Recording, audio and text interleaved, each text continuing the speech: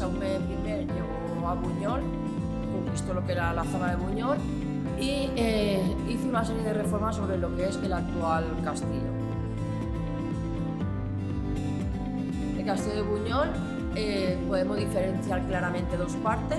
La parte norte que corresponde con la parte militar y la parte sur que corresponde con que alberga las dependencias residenciales. La parte norte es la plaza de armas, es un espacio diáfano en el que encontramos casas habitadas por la población del municipio, y en la parte sur, que como os he dicho, la residencial que alberga las dependencias, encontramos el Palacio Gótico, la Casa Señorial, que en su interior tenemos la muestra arqueológica, y la Iglesia del Salvador. La peculiaridad del castillo de Buñol que tenemos es que se encuentra en el centro de la población y el pueblo ha ido creciendo alrededor de él.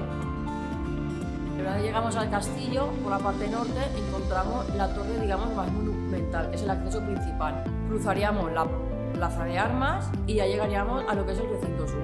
¿Qué encontramos en el recinto sur? Pues podemos visitar el Museo Arqueológico, el Museo Etnológico y luego el Palacio Gótico, siempre y cuando hayan exposiciones. En el castillo se están haciendo una serie de experiencias, se están haciendo catas de vinos con visitas guiadas, se están haciendo visitas guiadas al castillo. Luego también hay unas actividades dirigidas a los más pequeños, como es una actividad con pistas y juegos en todo el castillo y el barrio antiguo. Y también hay otra serie de actividades como combinadas, que son cementerio civil con castillo, o por ejemplo una que se hace alrededor de todo el pueblo, pasando por el castillo.